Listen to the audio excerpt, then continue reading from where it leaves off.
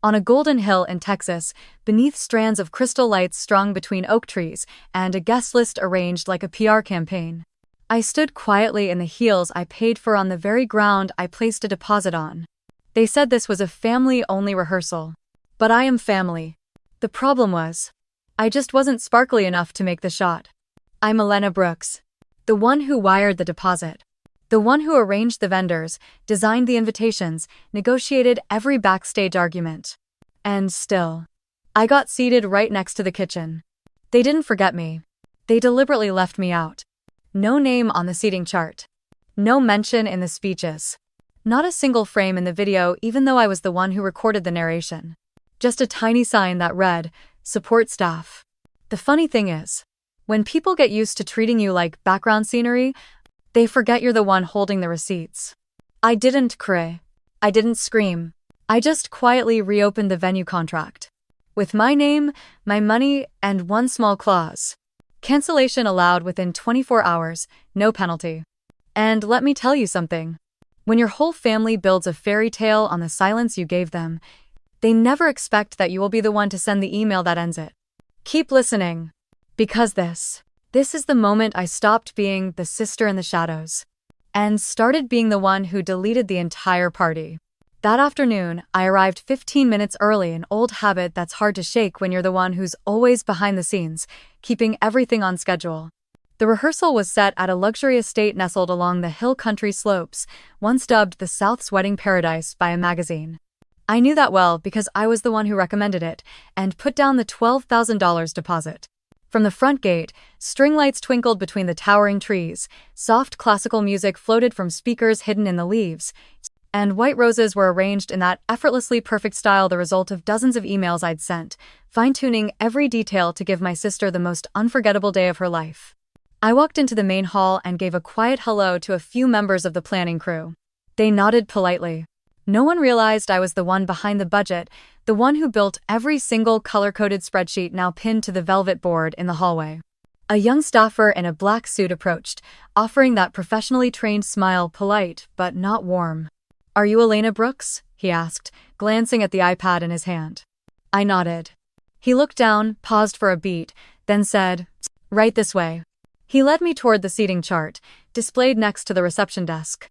The board was done in gold trim and calligraphy, exactly the elegant style Juliet loved. I scanned it quickly. Groom's family, bride's family, relatives, bridesmaids, groomsmen. I searched for my name. Nothing. I tilted my head, stepped back. Still nothing. "Excuse me," I said, keeping my voice steady. "I don't see my name anywhere." He glanced at the chart, then pointed toward a small section in the bottom right corner. "You're listed under Family Logistics Support. Table 9 near the kitchen." I turned my head.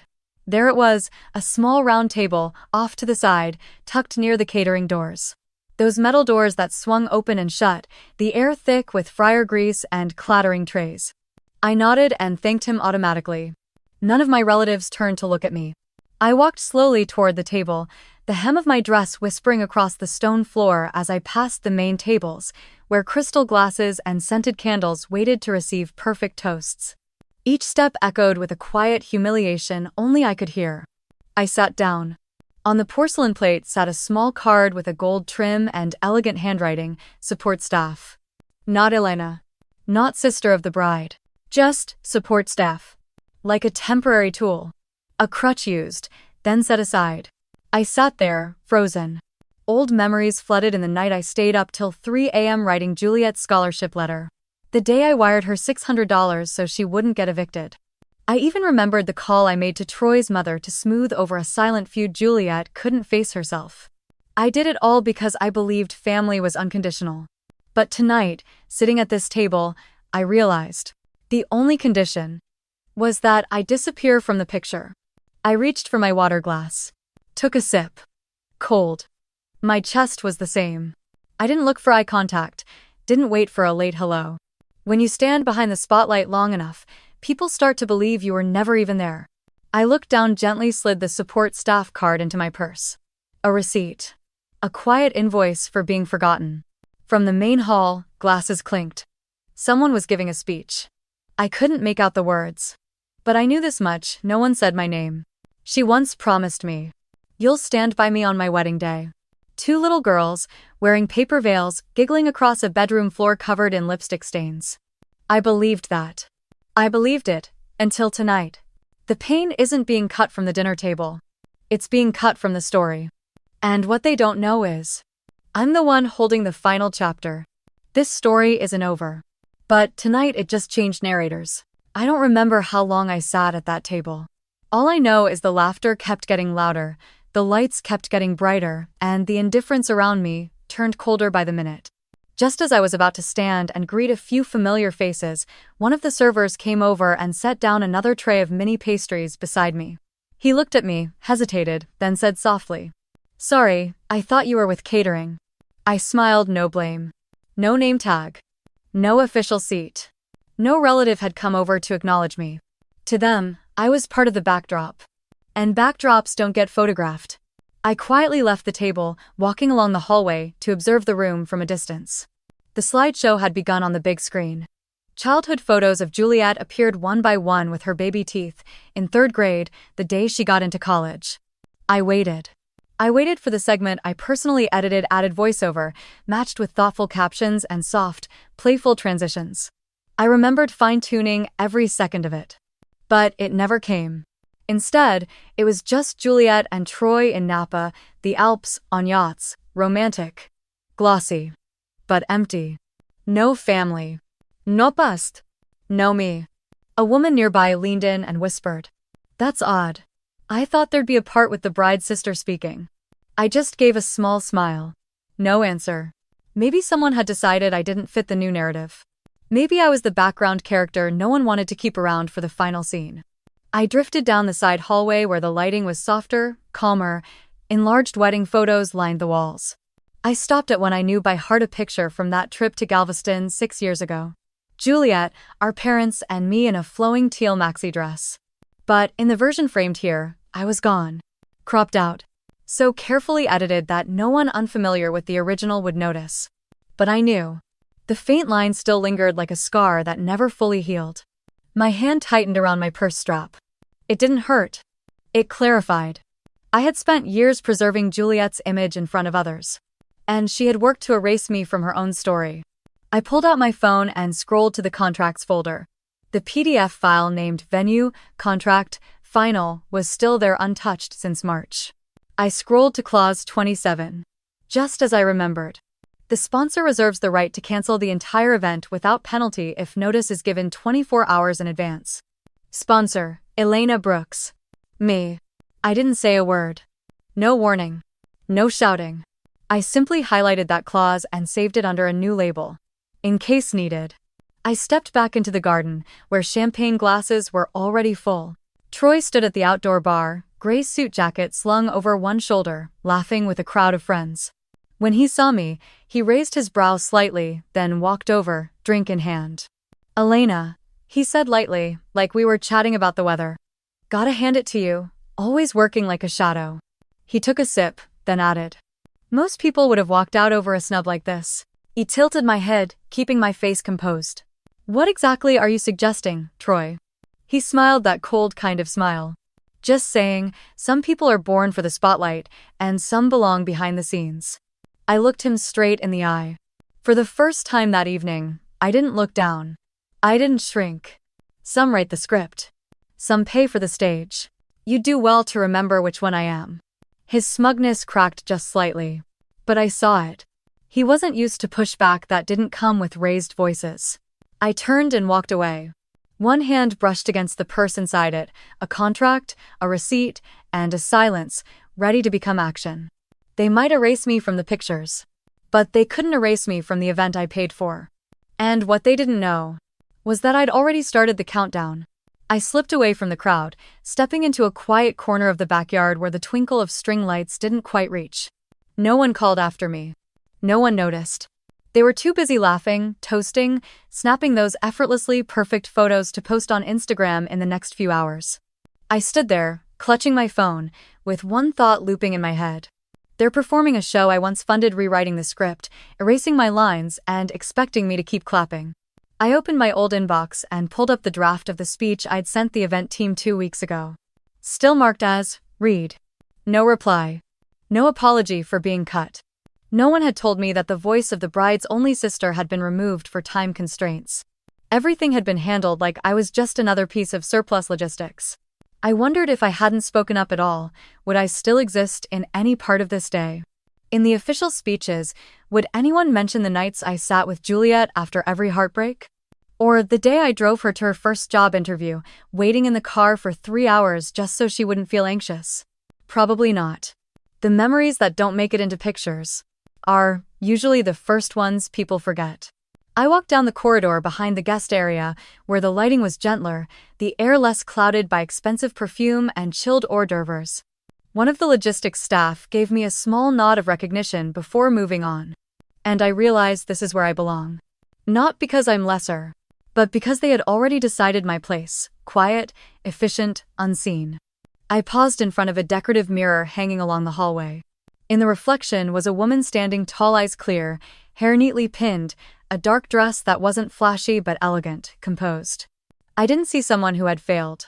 I saw someone who had finally stepped out of the false role others had written for her. My phone buzzed in my bag.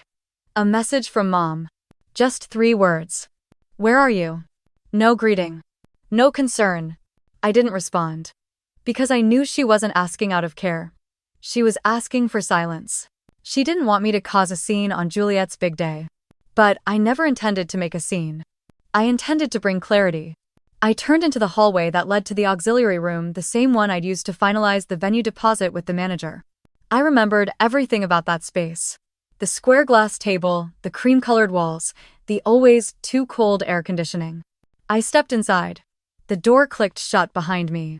The room was empty. I sat down, reached into my bag, and laid the printed contract on the table. I reread every word, every clause.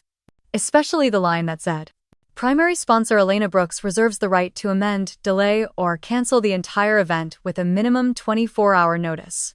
No co-signature required. No justification needed. As long as the initial payment could be verified, and it could." The full $12,000 deposit had come from my business card. I pulled out my phone, opened my contacts, and scrolled to the venue manager's name. Sasha, events manager. I didn't call. I just started. Pinned it to the top of the list. I wasn't taking action. Not yet. I was preparing. And preparation is always the edge of the underestimated. When I stepped out of the room, the late-day sunlight had turned deep amber, casting long shadows across the stone path. I took a breath. Not to calm myself, but to remember. The next time I walk into this place, I won't be support staff. I'm holding the power to erase the entire painting they tried to draw. And they still don't see it. I'm the one holding the eraser. That night, I didn't go back to the hotel right away. Instead, I drove aimlessly around the hills, an unconscious habit, really. Through the winding roads of hill country, where every curve felt like it guarded someone's secret. I rolled the windows down, letting the wind rush in and soothe the tight knot rising in my throat. I didn't cry. I've never been the type to cry in public. Especially not over a deliberate erasure. When I finally returned to my room, the lobby lights had already dimmed. I sat on the edge of the bed, heels still on. My phone lit up a message from Nomi, my best friend from college and the only person in our old circle who knew I didn't come to Texas for fun. Just 2 words.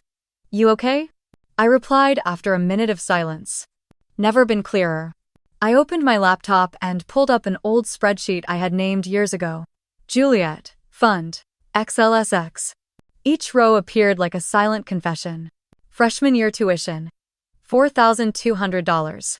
Rent after she lost her job. $1,800. Professionnel résumé writer. $750. Last minute tailoring on the designer dress for her engagement shoot. $420. Therapy after her first fiancé left. 600.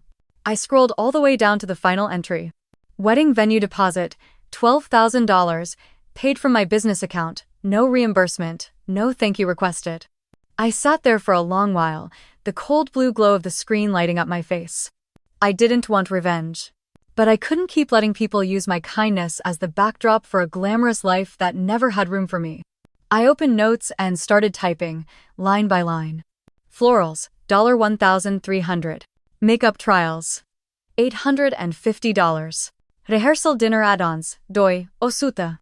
Transport from Austin. $390. Bridesmaid gifts. $600, suggested and transferred by me.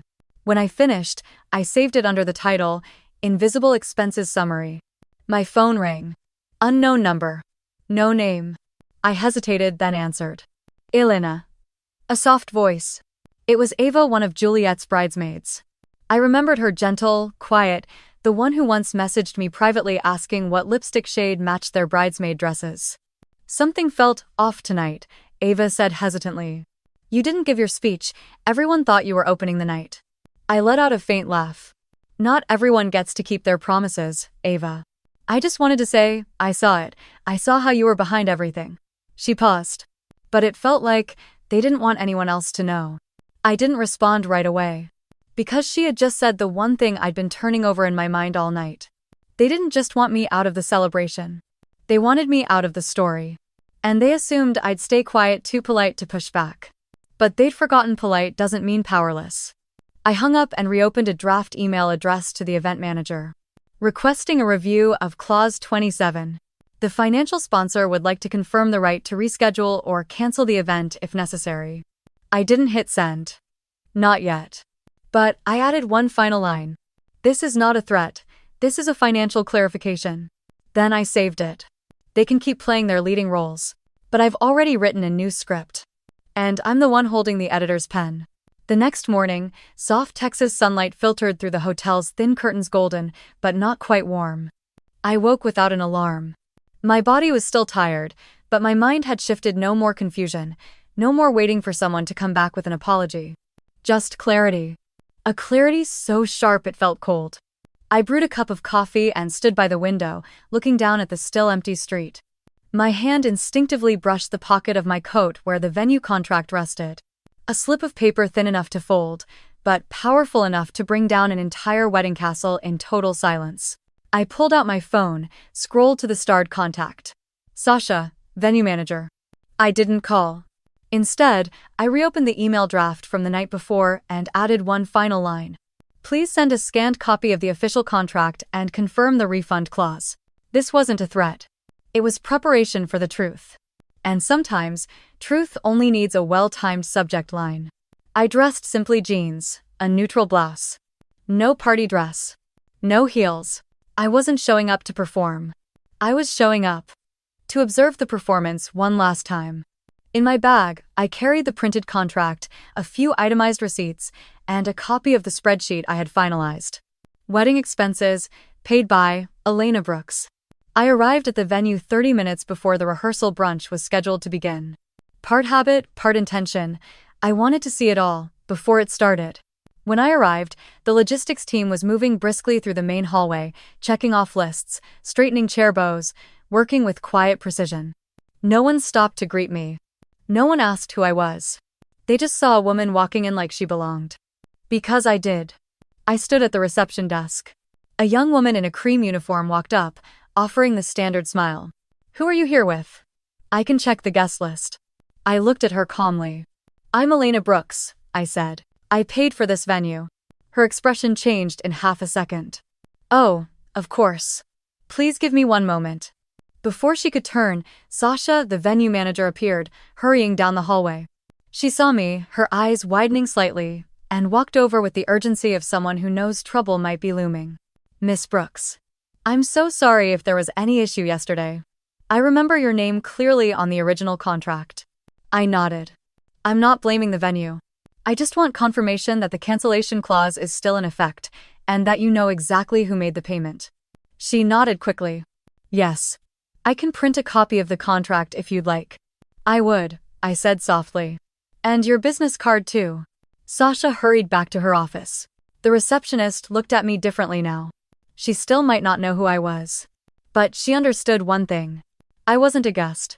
I was the person who could erase the guest list. A few minutes later, I had the contract copy in my hands. I didn't need to say anything else. I simply stepped out of the lobby, walking past the growing crowd at the welcome area. My eyes scanned the faces, some familiar, some not, but all wearing the same expression. They didn't see me. They chose not to. But my absence was no longer just an empty space. It was a warning. A reminder. Every stage curtain has someone behind it pulling the strings. And I, once standing in the shadows, now held the scissors. I stood by the refreshment table, sipping iced tea, eyes drifting to where Juliet was posing for pictures with her bridesmaids. She was glowing, confident, perfect. She believed she was stepping into a new life with everything perfectly in place. And I was preparing to quietly remove my hand from the foundation. To let them see what happens when the hand that held the pillar lets go. A new message flashed on my phone. Dad's giving a speech tonight. You're really going to stay silent? It was from my mother. I didn't respond, because I'd already chosen the path that doesn't require speaking. All I had to do was let them hear the sound of it collapsing. The rehearsal brunch began with watered-down mimosas and small talk that was never meant for me. I stood at the edge of the lawn, next to a blooming lavender bush, leaning lightly against the wooden railing far enough to stay out of the photos, close enough to see every face clearly. No one called my name. No one introduced me to the guests. To them, I was air necessary for the party to happen, but invisible all the same. I was used to that. For 30 years of being Juliet's sister, I had always shown up when she needed me, but no one ever remembered my name when the spotlight came on. When my father stepped onto the small stage, holding a piece of paper folded in quarters, I already knew I would be skipped over like a subtitle no one bothers to read. "We are incredibly proud of our daughter," he began, voice steady, each word hitting like it had been rehearsed all week. "Juliet has always chased her dreams, dared to be different from a young age. And today, she has a bright future ahead with a wonderful man by her side." I counted 7 people thanked in that speech, including the hairstylist, including Troy's family driver. But not me. Not one line. Not one glance. Even though I was standing less than 10 feet away. There's something deeply unsettling about hearing your own family narrate your sister's life story while editing your presence out of the entire timeline.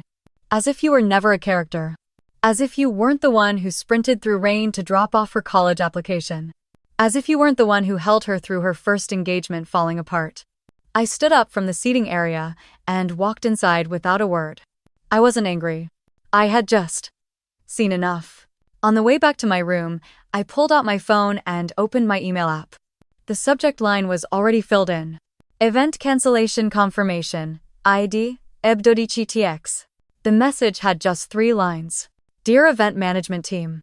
I, Elena Brooks, official financial sponsor of tomorrow's event, hereby confirm the cancellation of all scheduled proceedings per Clause 27 of the signed contract. Effective as of 12 a.m. tonight. I didn't send it. Not yet. But I attached the wedding planner's email, the scanned contract, and the payment receipt from my corporate card. I hit Save Draft. Then turned off the screen. Out in the parking lot, I spotted Troy by his brand new SUV, wine glass in hand, standing a little too confidently for someone who hadn't paid a single cent toward this wedding. When he saw me, he raised an eyebrow and smirked. "Thought you left already." "I'm still observing," I replied calmly. "Aren't you tired?" He scoffed. "Trailing behind like a shadow. Not a single person even says your name." I took one step closer, looked him directly in the eye. "A shadow," I said slowly, "is the one thing that shows up in every photo, whether it's invited or not." Troy paused just for half a second. But it was enough. I knew I'd hit the mark. "Enjoy your evening," I added. "It might be the last time you stand on land I paid for." I didn't wait for a reply. I got in the car and shut the door. Cool air from the AC rushed over me, calming the fire in my chest. I glanced in the rearview mirror. No one was chasing after me. No one called me back. They wanted me gone? Fine. I'd disappear. In a way they'd remember. For a very long time. That night, the hotel was quieter than usual. I sat at the small desk by the window, the soft reading lamp casting light on the printed contract spread across the wooden surface. My phone screen read 11:46 p.m. 14 minutes left before the cancellation clause would expire. I didn't have much time, but I wasn't in a rush. Because what I was about to do had never felt clearer. I read it again. Clause 27. The financial sponsor reserves the right to cancel the event without forfeiting the deposit, provided a minimum 24-hour notice is given before the event's start time. Every word felt sharp, like a warning echoing through an overproduced stage play. And I was done being the silent audience to a performance I had funded but was never allowed to join. I opened the email draft. Everything was ready. Recipient filled in. Attachments in place. Message short and final. All that remained was pressing send. But before that, I opened my front-facing camera. I looked at myself, no rage in my eyes, just a cold, steady resolve. They thought I'd stay quiet forever. That I'd keep paying, keep cleaning up, keep enduring, all in the name of family. But they were wrong about one thing. I'm not impulsive. I'm deliberate. I hit send at 11:58. With 2 minutes to spare, I sat upright, breathing evenly. Not happy. Not sad.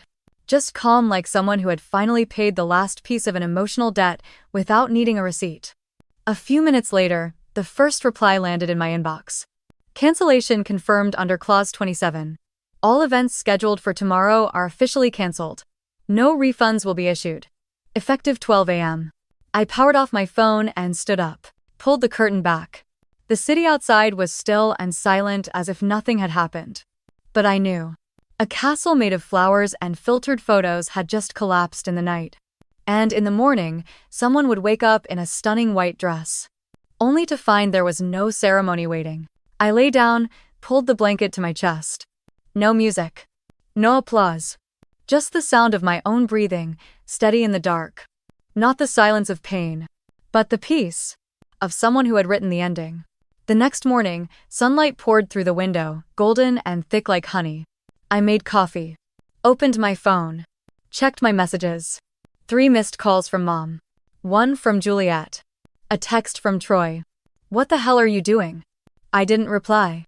Instead, I opened my sent folder and tapped forward on the email from last night. I added one address. The Brooks family group thread, the one with Dad, Mom, Juliet, and a few relatives who gossiped like it was their side hustle. I didn't add a note.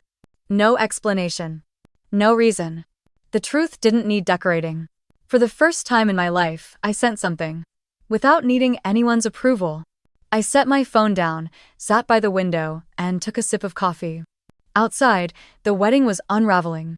The luxury backdrops were being taken down. Staff were scrambling for ways to explain. And I, the woman, once seated next to the trash bins, was now watching from above. I didn't need to be thanked. I just needed them to finally see who truly built everything. And who could end it all. With one click of send. I sat by the window until the coffee in my hand turned cold. Inside the room, the only sounds were the ticking clock and the wind tapping against the glass. I still hadn't turned on the television. I didn't need to.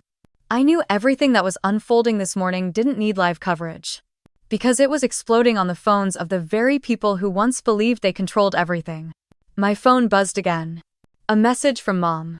"Elena, you can't do this to your family, to your sister." I stared at the words for a long moment, then typed back a single sentence. "What family?" Less than 3 minutes later, she called. I didn't answer. Because I knew she wouldn't apologize. She would only try to smooth things over, frame it as a misunderstanding, a minor oversight, "You should have spoken up." But I had spoken. Through silence. Through stepping back. Through watching. They had every opportunity to treat me like family. They chose not to. I was simply respecting their choice. Near noon, the hotel room doorbell rang. I didn't open it. A message came through from the front desk. "Someone named Troy Chambers is asking to see you. We have not allowed him up." I replied, "Do not allow. Further disturbance will involve legal counsel." I double-locked the door and returned to the desk. On my laptop screen, I reopened the spreadsheet titled The Silence Fund. Oh. Every dollar labeled, color-coded, documented. Support for Juliet, wedding expenses, reputation crisis management, gifts in place of gratitude never received. Total. Over $29,000. Not a single cent acknowledged publicly. I attached the spreadsheet to a new email. The subject line read, "Itemized cost transparency, for all relevant parties." Also, I sent it to 3 addresses. Juliet. My parents. The CEO of the real estate firm where Troy worked. In the body, I wrote exactly 3 lines. Attached is a complete record of my expenses for the wedding, personal support, and related matters. All receipts can be verified. I'm not asking for repayment. I'm simply asking, do not attach my name to anything again if you can't say it with basic respect. No threats. No explanations. Just facts. Organized, documented, sent to where they belonged. That afternoon, Nomi called. "I'm guessing you just dropped a bomb on the bridal world." "I didn't explode," I said. "I just unplugged the speakers." "Juliet called me this morning," she sighed. "Screaming, crying, saying you ruined her life. I just stopped funding the version of it she kept staging." Nomi let out a small laugh, then went quiet. "You okay?" I looked out the window, where the late afternoon light cut across the curtains. I've never felt more right. That evening, there were no more texts, no calls. No one in my family tried to reach back out. But I knew. They were talking. Scrambling. And, most importantly, afraid. Not because I was angry, but because I had proof. I turned on the nightstand lamp, pulled the blanket up, folded my hands behind my head, and stared at the ceiling. For the first time in years, I didn't see myself as the sister who kept things running. I was the woman who just ended a story no one else was brave enough to admit had gone wrong. And tomorrow morning, when no one has a stage to perform on, I'll still be here, sitting in this room, steady. Like someone who finally held onto the only thing that ever truly mattered. Herself. The next morning, the city moved on as if no wedding had ever been canceled. Austin locals still jogged around Lady Bird Lake, cafes opened at 7 a.m. sharp, and the sun poured onto the streets like any other day. And me? I stood at the print counter inside a UPS store, where I had placed an order for the full printed file of what I now called the Truth Trail. 124 pages, bound, indexed, neatly categorized from floral invoices to emergency wedding dress alterations.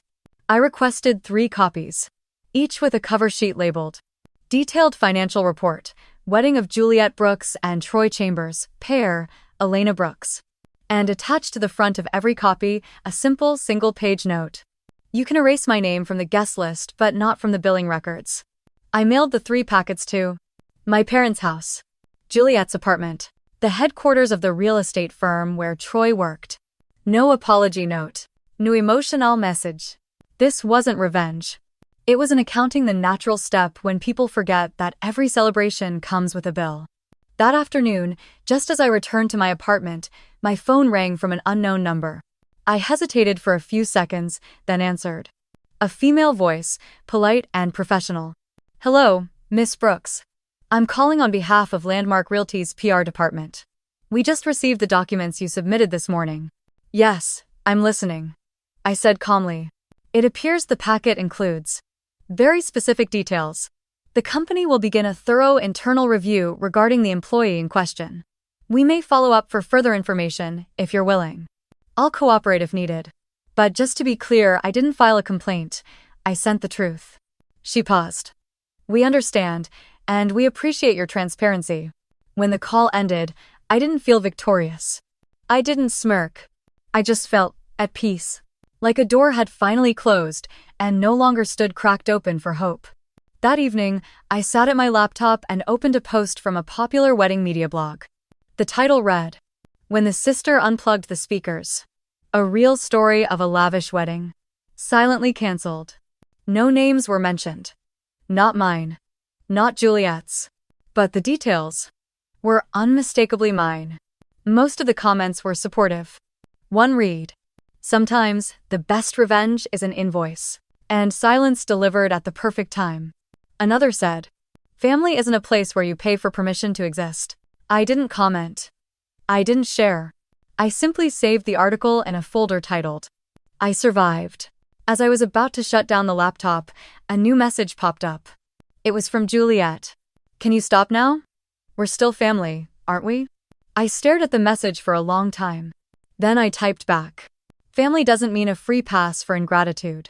If you truly saw me as family, you wouldn't have printed the wedding invitations without my name on them." I didn't wait for her reply. I put the phone down.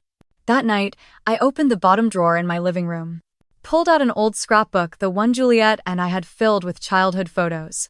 The last page had a line I'd written once, long ago. "Sisters first." I flipped it over, taped down a new strip of paper, until one forgot. Then I closed the book. Gently. Without bitterness. Just closed. The next morning, I didn't wake to an alarm. but to sunlight spilling across the sheets and a feeling I hadn't known in a long time. Lightness. No emails waiting for a response. No missed calls from relatives. No invitations, not that there had ever been any.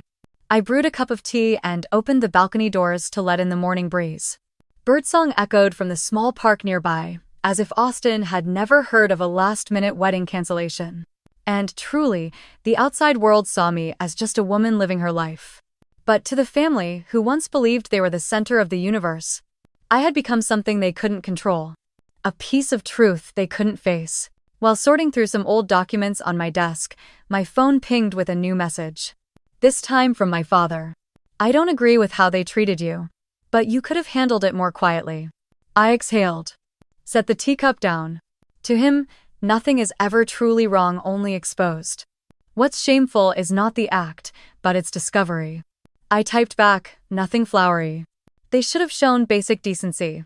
Not for me, for their own dignity. I've been silent long enough. I didn't wait for a reply. And truthfully, I didn't need one. I had spent my entire youth hoping that if I were patient enough, loyal enough, quietly devoted enough, my family would finally see my worth. But some people, the more you give, the more they decide it was never a gift. Just your obligation. That afternoon, I received a video call from Leia, my niece, Juliet's daughter. The screen lit up with her little round face, big eyes, and the curly hair I used to detangle myself when Juliet was too busy being a mother. "Auntie Elena," she said. "Mom says you're mad at her. That's why you didn't come to the wedding." I swallowed, kept my voice soft. "I'm not mad, Leia. I just didn't want to stay invisible." "What's invisible?" "It's when you're there, you do a lot, but no one sees you. No one says your name." She thought for a moment. "I saw you. I remember on my birthday you made the biggest strawberry cake." I smiled. "Yes. And I haven't forgotten you either. So, we're still family, right?" I looked into her eyes, untainted by resentment, free of manipulation or pretense. I nodded. "With you, always." 1. After the call, I sat back at my desk and opened my LinkedIn profile. I updated my professional description: strategic consultant and reputation recovery. Advocate for authentic value in a world of fabricated narratives. And added a new line: guest speaker. Reclaiming power from roles written in silence. That evening, I received a letter from my mother. A thick envelope, handwritten, the blue ink slightly smudged. Inside, 3 pages, half apology, half blame. The familiar phrases returned. "Family makes mistakes, but blood is still blood. I know you've sacrificed, but your sister's still young."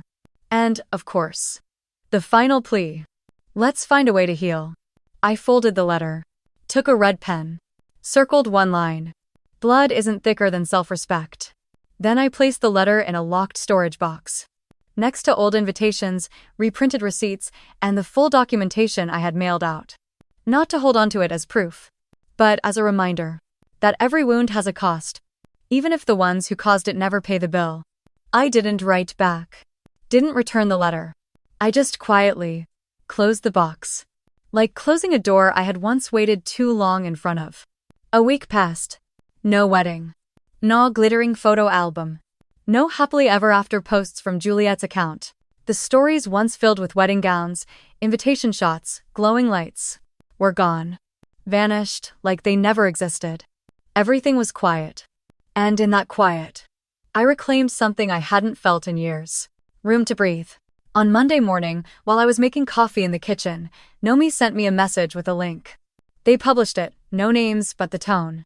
"It's yours." I opened it. A blog article on an event industry site. The silent sponsor, when the crossed out name was the one holding the contract. I read every line, my heart still, no waves inside. They wrote as if I were just an anonymous figure. But every detail matched. The expenses, the timing, the phrase, "the forgotten sister," and the closing line as sharp as it was true. Sometimes, the one who stays silent the longest is the one holding the switch. Ender Prot. I didn't need the world to know it was me. Didn't need applause. Didn't even need the nod of acknowledgement from those who had chosen to look away. What I needed and now had was validation. That I hadn't imagined it. That what I saw, what I felt, what I endured, was real. And now, part of that truth had been heard.